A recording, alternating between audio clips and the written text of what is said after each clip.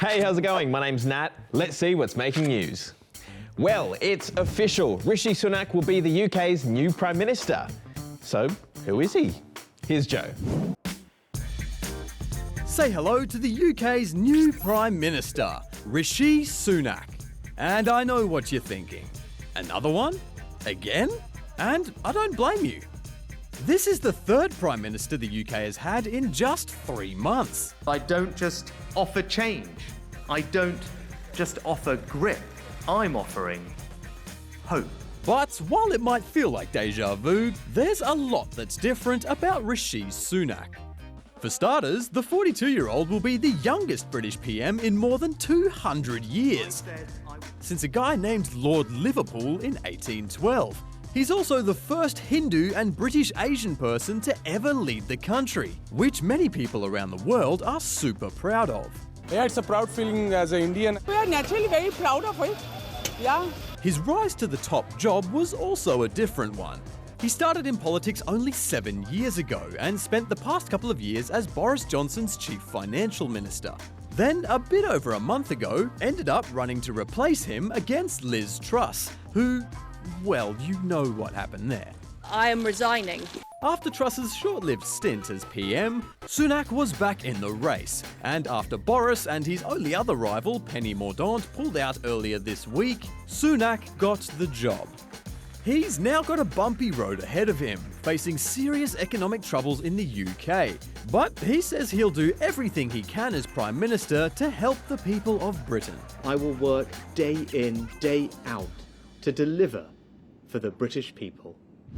There's still major flooding going on along rivers in northern New South Wales and Victoria.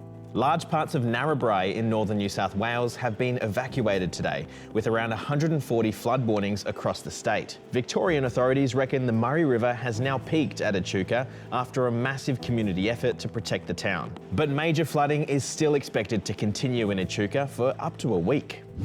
More than 1 billion people around the world are currently celebrating Diwali. The 5-day festival is one of the biggest events in the Hindu calendar. Here's Michelle.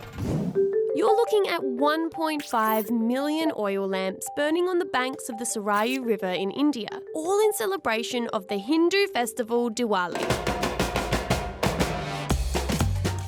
But what exactly is it? Diwali is the festival of lights celebrated by millions of people around the world, mostly from the subcontinent of India. It consists of 5 days, the third day particularly being the main one, where we eat sweets, light firecrackers, and make colorful artwork. Diwali means like row of lights and lanterns.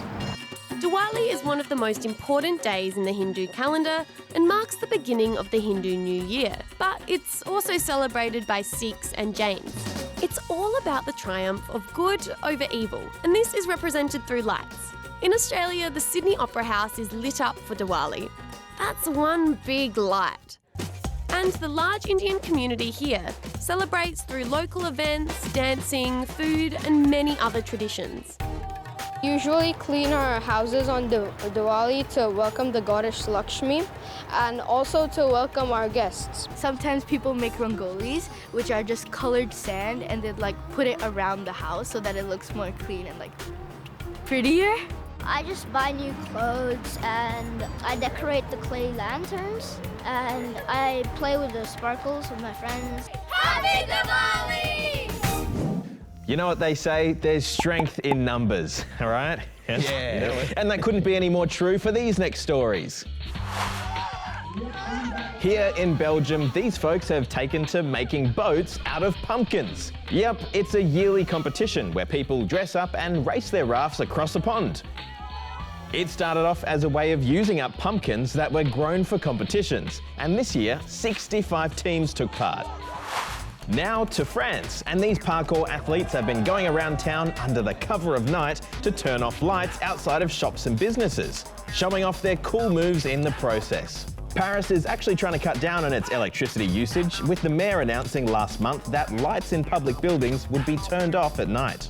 And this crowd of jumping athletes says they're just doing their part. Well, that's all from us today. We'll see you tomorrow. Bye.